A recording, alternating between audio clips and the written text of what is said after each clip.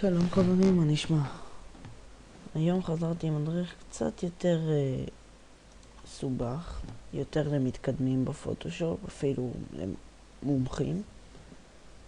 אז בעיקרון כל אחד.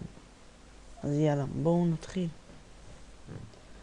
היום אנחנו נלמד כיצד ניצור מטאורים. ככה. בואו נתחיל. קודם כל פותחים דף 1280 על 1024. בוחרים בכלי צבע וצובעים את הרקע לצבע שחור. background הופכים אותו ללייר ויוצרים לייר חדש, Shift Control N או לייר New לייר. אחרי שיצרנו לייר חדש, אנחנו בוחרים בכלי המברשת. ניקח מברשת בגודל 400, צבע לבן, ונעשה במסך. אחרי שעשינו, אנחנו ניכנס לפילטר, בלור, בוקס בלור, ונבחר 30 פיקסלים. אחרי שבחרנו את זה, אנחנו עוברים לכלי המשיכה.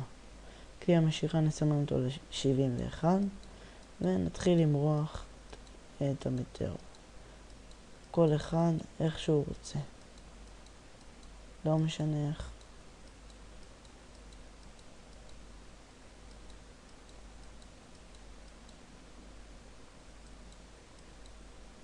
הנה, נסיים. ככה. וככה. נגיד שזה המטאור. משכפלים את המטאור עוד פעמיים. שבסך הכל יהיה לנו 3 מטאורים. וממקמים אותם בכל מיני מקומות במסך. עכשיו, בוחרים באחד המטאורים, ובחלון הליירים למטה יש עיגול חצי שחור חצי לבן. נלחץ עליו ונבחר באפשרות U או Saturation. אחרי שבחרנו באפשרות הזאת, אנחנו לוחצים V על Colorize ומתחילים לבחור צבע. אני בוחר את הצבע הזה. עכשיו, אחרי שבחרנו צבע, אנחנו לוקחים את המברשת שוב, פעם בצבע שחור, וצובעים את שני המטאורים שלא רוצים שיהיה באותו צבע של המטאור הירוק. אחרי שעשינו את זה, אנחנו עושים עוד פעם אותו דבר בעיגול חצי שחור חצי לבן, ובוחרים באפשרות U או Saturation, ובוחרים עוד פעם, שמים ב-V Colorize, ובוחרים צבע. נבחר את הצבע הזה הפעם,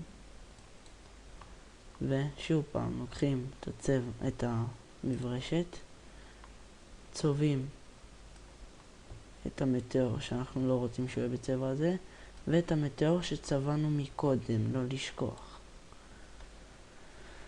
וחוזרים שוב על אותו אפשרות, חצי עיגול, שחור חצי עיגול לבן, אפשרות U או Saturation, שמים V Colorize, ובוחרים בעוד צבע. זה הצבע האחרון, כי יש לנו רק 3 מטאורים. ושוב פעם לוקחים את כלי המברשת, וצובעים את שתי המטאורים שצבענו מקודם בצבעים שונים. הנה. וככה עושים את תצוגת המטאורים. מקווה שהבנתם. אם נתקעתם בבעיה, או שאתם רוצים את המדריך בכתב, דברו איתי בצור קשר. מדריכים נוספים יש למצוא באתר שלי. תודה רבה, יום טוב.